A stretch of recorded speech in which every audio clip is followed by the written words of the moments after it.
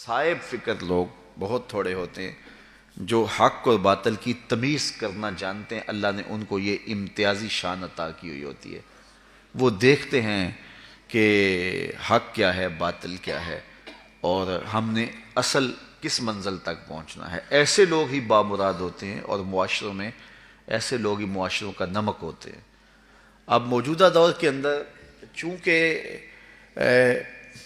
اولیاء ہماری ضرورت ہیں اور میں نے کہا کہ 2 نمبر مال اس حوالے سے بہت زیادہ مارکیٹ میں دستیاب ہے اور بہت سارے لوگ ان کے دام تزویر میں گرفتار بھی ہو گئے. تو اس سے بعض اوقات جو ہے وہ بات ہوتی ہے کہ جناب یہ آپ کا موقف ہے جبکہ ہمارا یہ موقف ہوتا ہی نہیں ہے. لیکن چونکہ ممبر و محراب کے اوپر جو ہم لوگ بیٹھے ہیں بعض کا تقاضے اور ہوتے ہیں اور ہم کسی اور عنوان سے لوگوں کو کچھ بتا رہے ہوتے ہیں تو لوگ ممبر و محراب سے بھی وہ چیز حاصل نہیں کر پاتے جو کہ یہاں سے حاصل ہونی چاہیے تھی.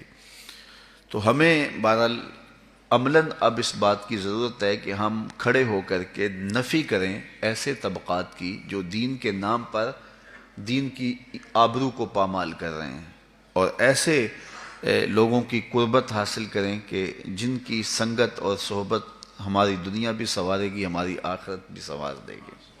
جو معمولات ہیں اس کے حوالے سے اعلیٰ حضرت نے بڑی تفصیل سے بات کی ہے. معمولات ہمارے آراس کے ہیں, قبور پہ حاضری کے ہیں اور دیگر امور کے. بلکہ قبور کی حاضری کے حوالے سے اعلیٰ حضرت نے کتنا واضح اور دو ٹوک موقف بیان فرمایا کہ زیارت قبور بالاتفاق جائز ہے, اس میں کوئی دوسری رائے نہیں ہے. قبروں کی زیارت کے لیے حضور نے خود حکم دیا, فرمایا کہ کنت نہیتکم عن زیارت القبور فزوروها, میں تمہیں قبروں پر جانے سے روکا کرتا تھا. ایک زمانہ تھا حضور نے منع کیا کیونکہ اس وقت مشرکین کی قبریں تھیں. پھر اس کے بعد جب جنت البقیع بنی اور اس طرح مختلف جگہوں پہ مسلمانوں کی قبریں بنی تو پھر حکم دے دیا. کیوں؟ لأنها تذکر الآخرہ, اس لیے قبریں آخرت کی یاد دلاتی ہیں. تو قبروں کی زیارت بالاتفاق جائز ہے, لیکن اس کے اندر یہ فرق کر دیا کہ یہ مردوں کے لیے جائز ہے. عورتوں کے لیے حضور علیہ الصلوۃ والسلام کی قبر انور کی حاضری حضور کی شفاعت کا سبب و ذریعہ ہے. اس کے علاوہ حضور علیہ السلام کا فرمان ہے لعن رسول اللہ زوارات القبور, قبروں پر جانے والی عورتوں پہ رسول اللہ نے لعنت کی ہے. اور اس پر علماء نے لکھا ہے کہ جو فزوروہا کی اجازت ہے, کیا اس میں عورتیں شامل ہیں یا نہیں شامل ہیں؟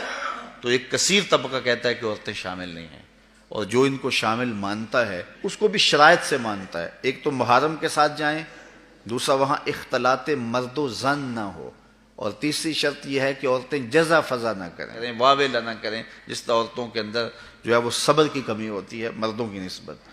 تو اگر ان شرائط کو پورا کیا جاتا ہے تو پھر جو ہے وہ مخصوص جگہوں پہ عورتوں کا چلے جانا قبروں میں جائز ہوگا. اس طرح والد کی قبر پہ جا رہی ہیں, والدہ کی قبر پہ جا رہی ہیں, لیکن ان شرائط کے ساتھ. لیکن بعض نے کہا کہ نہیں مطلق نفی ہے, لیکن جنہوں نے جواز قرار دیا انہوں نے بھی ان 4-5 شرائط کے ساتھ جو ہے وہ جواز قرار دیا. باقی جو اختلاط مرد و زن جہاں ہوتا ہے اور محرم کے بغیر خواتین جاتی ہیں, جس طرح کہ ہمارے ہاں مروج ہے اور یہاں بسوں کی بسیں بھر کر کے مختلف درباروں پر مزارات پہ جا رہی ہیں, اعلیٰ حضرت سے پوچھا گیا جائز ہے یہ نہیں جائز, فرمانے لگے مجھ سے یہ پوچھتے ہو جائز ہے, مجھ سے یہ پوچھو ان پہ لعنتیں کتنی برستی ہیں. فرمایا جب وہ گھر سے نکلتی ہیں تو ان پر لعنتیں برسنا شروع ہو جاتی ہیں, اور تم اس کو مجھ سے جواز کا فتویٰ مانگ رہے ہو. تو اب دیکھیے کہ یہ ہمارے معاشرے میں ہے کہ نہیں ہے, اور اس کو کیوں نہیں روکتے؟